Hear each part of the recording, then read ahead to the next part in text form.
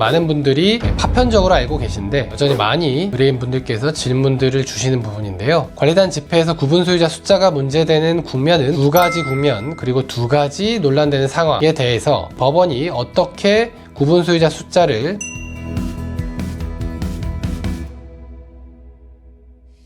안녕하세요, 이현조 변호사입니다. 오늘은 관리단 집회에서 구분 소유자의 숫자를 어떻게 계산하는지에 대한 쟁점들을 정리해 보고자 합니다. 이 쟁점에 관한 내용은 대법원 판례로 정리된 지 꽤 오래 되어서 많이 알려진 내용이긴 합니다. 그래도 여전히 많이 의뢰인분들께서 질문들을 주시는 부분인데요. 먼저 이 쟁점에 관한 집합건물법 규정들을 살펴보도록 하겠습니다. 제38조 제1항을 보시면 관리단 집회의 의사는 이 법 또는 규약에 특별한 규정이 없으면 구분 소유자의 과반수 및 의결권의 과반수로서 의결한다 라고 의결 종족수를 규정하고 있습니다. 그리고 41조의 서면 또는 전자적 방법에 의한 결의에 관한 규정을 보면 제1항 이 법 또는 규약에 따라 관리단 집회에서 결의할 것으로 정한 사항에 관하여 구분 소유자의 4분의 3 이상, 의결권의 4분의 3 이상이 서면 또는 전자적 방법으로 합의하면 관리단 집회에서 결의된 것과 동일하게 취급한다 라는 규정이 41조입니다. 전체 구분 소유자 숫자의 4분의 3 이상을 의결 종족수로 하고 있습니다. 그리고 또 구분 소유자 숫자가 나오는 규정들은 33조에 있습니다. 제2항을 보시면 구분 소유자의 5분의 1 이상이 회의의 목적사항을 구체적으로 밝혀 관리단 집회 소집을 청구하면 관리는 집회를 소집해야 됩니다. 5분의 1 이상이 소집 요구를 하면 관리는 소집 의무가 있는 것이죠. 제4항을 보면 관리인이 없을 때는 구분 소유자의 5분의 1 이상이 직접 소집권자가 돼서 관리단 집회를 소집할 수 있습니다. 규정들에서 보신 것처럼 관리단 집회에서 구분 소유자 숫자가 문제되는 국면은 두 가지입니다. 첫 번째, 관리단 집회 및 서면 결의 절차에서 의결 종족수를 산정할 때 구분 소유자의 숫자를 어떻게 계산해야 하는지에 관한 것이고요. 두 번째로는 관리단 집회 소집에 동의한 구분 소유자를 산정할 때 구분 소유자 숫자를 어떻게 계산해야 하는지입니다. 그리고 구분 소유자 숫자가 논란이 되는 상황도 두 가지입니다. 첫 번째, 한 명의 구분 소유자가 여러 개의 전유 부분을 소유하고 있는 경우에 몇 명의 구분 소유자로 취급해야 하는가가 첫 번째 논란되는 상황이고요.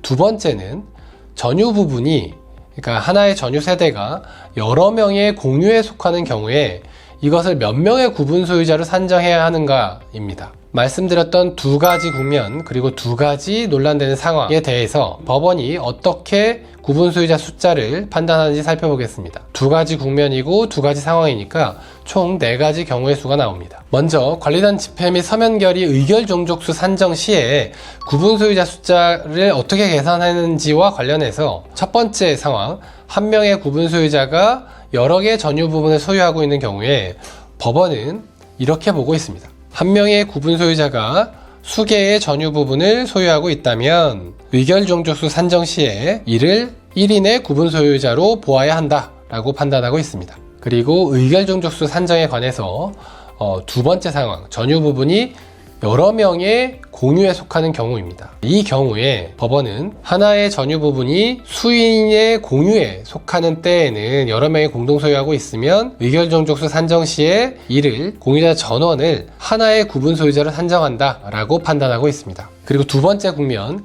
관리단 집회 소집 동의에 관해서 구분 소유자 숫자를 산정할 때 어떻게 법원이 판단을 하고 있는지 보겠습니다. 두 번째 국면의 첫 번째 상황은 한 명의 구분 소유자가 여러 개의 전유 부분을 소유하고 있는 상황입니다. 이 상황에서 법원은 한 명의 구분 소유자가 여러 개의 전유 부분을 소유하고 있다면 소집 동의자 숫자 산정 시에 이 전체를 한 명의 구분 소유자를 산정한다 라고 판단하고 있습니다. 그리고 두 번째 국면, 소집 동의자 수 산정에서 두 번째 상황, 전유 부분이 여러 명의 공유에 속하는 경우입니다. 이 경우에 대해서 법원은 하나의 전유 부분을 수인이 공동 소유하고 있다면 소집 동의자 숫자 산정 시에 이것 또한 한 명의 구분 소유자를 산정한다 라고 보고 있습니다. 이상에서 보신 것처럼 문제되는 4가지 경우에서 모두 법원은 구분 소유자를 한 명으로 산정합니다. 지금까지 설명드린 내용을 표로 정리를 해보도록 하겠습니다. 의결 종족수 산정할 때, 그리고 소집 동의자 수 산정할 때 요 두 가지 경우가 있고요. 그 다음에 1인이 여러 개의 전유 부분을 소유한 이런 상황이 있고요. 그리고 하나의 전유 부분을 여러 명이 공동 소유하는 그런 상황도 있습니다. 두 가지 국면, 두 가지 상황에 대해서